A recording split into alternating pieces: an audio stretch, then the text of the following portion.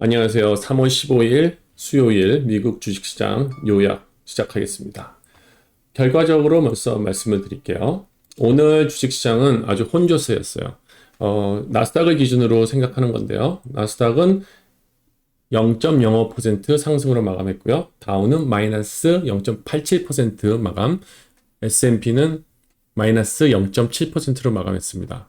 섹터별로 봤을 때는 오늘 11개 섹터 중에서 4개의 섹터가 상승세로 마감을 했는데요. Communication Service, Utility, 그 다음에 Consumer Staples, 그 다음에 Information Technology가 상승세로 마감을 했고요. 오늘 시장의 전반적인 흐름에서 강하게 나왔던 것들은 빅테크들이라고 볼 수 있어요. 오늘 시장을 그래도 받쳐줬던 것이 빅테크 쪽에서 오늘 상승세를 이루면서 오늘 시장을 특히 나스닥을 상승으로 리드를 했고요.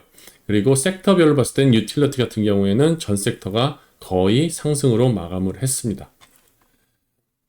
그러니까 오늘 같은 경우에는 이제 PPI가 상당히 잘 나왔습니다. 그리고 어제 아마 잠자리에 드시기 전에 내일은 시장이 좋을 거야. 왜냐면 PPI가 1월에 비해서 잘 나올 거기 때문에. 그래서 역시나 잘 나왔어요. PPI 같은 경우에 MOM으로 예상치는 0.4, 근데 마이너스 0.1이 나왔고요. 그러면 코어 PPI는 예상치는 0.4, 근데 실제로는 0. 그리고 YOY 기준으로 5.7 예상했는데 4.6이 나왔어요. 그러니까 물가가 상당히 쿨다운된 그런 모습을 보여줬고요. 그리고 리테일 세일즈 같은 경우에도 예상치보다 적게 나왔습니다. 마이너스 0.2를 예상했는데 마이너스 0.4로 나오고요. 그 다음에 자동차를 제외한 것도 마이너스 0.4를 예상했는데 0.4를 예상했는데 마이너스 0.1이 나왔습니다. 그래서 이걸로만 봤을 때는 오늘 시장이 한 2% 상승할 수 있는 그런 소재가 됐는데 왜 시장이 이렇게 됐느냐? 이 크레딧 스위스 몇 달 전부터 이슈가 있었잖아요. 얘네들 파산할 수도 있겠다. 얘네들 지금 재정상에 좀 문제가 있는 것 같다. 이제 그런 얘기들을 했어요.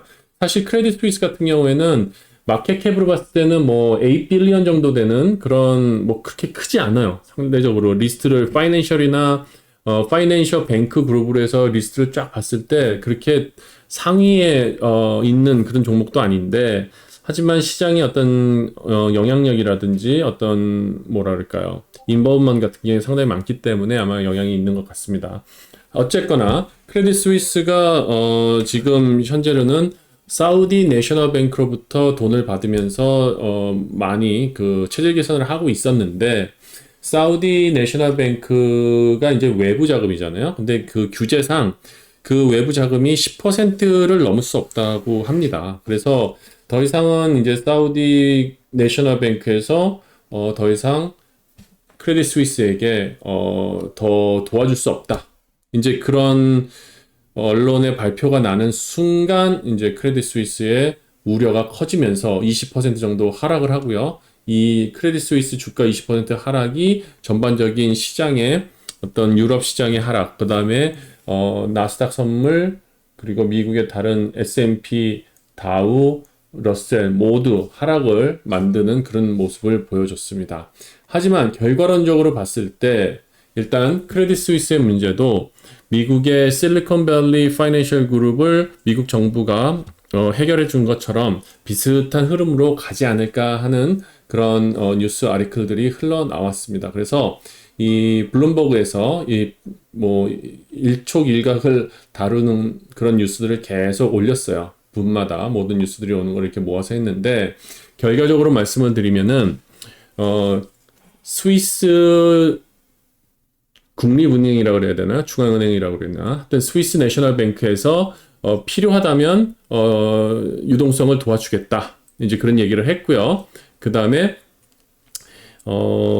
미국 같은 경우에 큰 은행들 뱅크 오브 아메리카, JP 모건, 뭐 모건 스탠리 같은 경우에도 크레딧 스위스랑 관련된 익스포저를 지난 몇 달 동안 계속 줄였기 때문에 미국의 큰 금융시장에 큰 영향은 없을 것이다. 그런 얘기도 나왔고요. 그래서 일단은 어느 정도 보호를 받고 니네들 문제를 해결해 주겠다는 그런 뉘앙스로 시장이 끝나가면서 막판에 나스닥이 재반등을 하고 그래도 뉴트럴하게 끝난 그런 장이 되었습니다.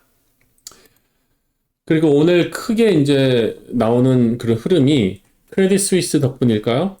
미국 국채 금리가 또 엄청나게 내렸습니다. 그러니까 채권이 상승을 했다는 얘기죠.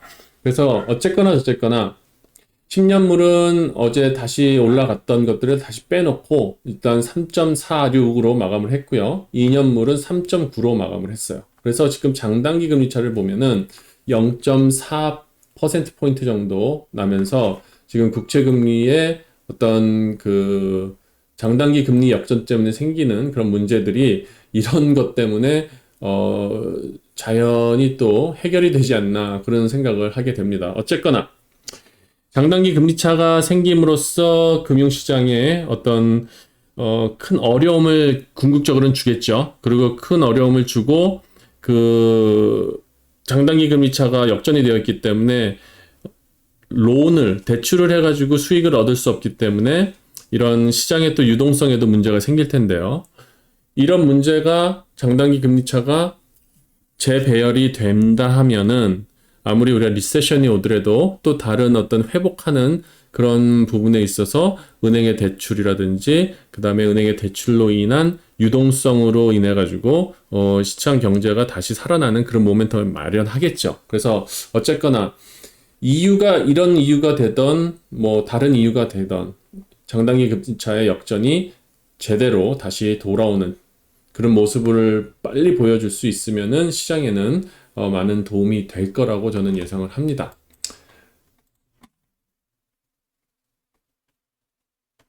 그래서 오늘 시장의 마무리를 한번 정리를 해보면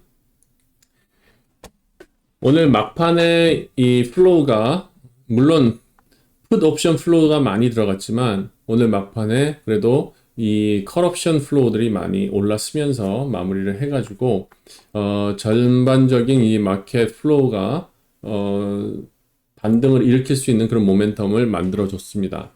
그래서 시장의 서머리를 보면은 오늘 리딩한 인덱스는 나스닥 100을 대표하는 QQQ가 가장 퍼포먼스가 좋았고요. 마켓 모멘텀은 불리시하게 마무리가 됐습니다. 그리고 하리스트한 섹터는 유틸리티고요. 그리고 보시다시피 오늘 시장을 이끌어준 거는 아까도 말씀드렸지만 필수 소비재와 그다음에 빅테크들이 오늘 시장을 많이 끌어줬다 보시면 될 것 같습니다. 그리고 오늘 찰스 슈왑도 오늘 반등을 많이 했고요. 넷플릭스, 그 다음에 금도 오늘 가격이 좀 올랐어요. 간단히 이제 차트로 몇 가지 짚어보면은 S&P 같은 경우에는 물론 이게 떨어졌죠. 떨어졌지만 그래도 아직 이 트렌드 라인에서 이 삼각형 수렴하는 그런 위치로 가고 있고요. 일단은 3,900대로 빨리 돌아왔으면 좋겠습니다. 그리고 달러 인덱스. 오늘은 달러도 오르고, 그쵸? 주가도 오르고. 주가가 뭐 나스닥이 오른 거죠. 달러 인덱스도 104 밑에 있다가 지금은 104.7로 마무리가 되었습니다. 그리고 오늘 특히 관심 있게 봐야 될 것이 국제유가인데요. 국제유가가 드디어 70불 밑으로 내려오게 됐어요. 그래서 68 정도가 됐고요. 팬데믹 전을 기준으로 해서 봤을 때 대략 평균적인 가격이 60불 정도 되었으니까 혹시 60불까지 더 내려오지 않을까 하는 그런 부분도 우리가 함께 지켜봤으면 좋겠습니다. 그리고 오늘 달러도 오르고 달러와 금은 원래 반대로 움직이는 게 정상이잖아요. 근데 달러도 오르고 금도 오르는 그런 모습을 보여줬어요. 금이 장중 초반에는 거의 1942까지 올라가면서 전고점을 깰까 하는 그런 모멘텀을 만들었는데요. 막판에 조금 흘러내리면서 달러도 오늘 상승하고 금도 상승하는 그런 시장이 되었고요. 그 다음에 천연가스는 오늘도 빠졌습니다.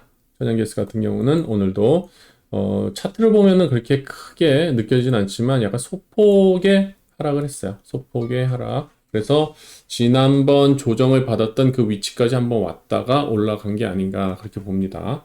그래서 이거를 보일로 보신다 그러면은 보일 같은 경우에 지난 최저점이 4불 40이었죠. 그리고 지난번 조정을 받았던 게 5불 08.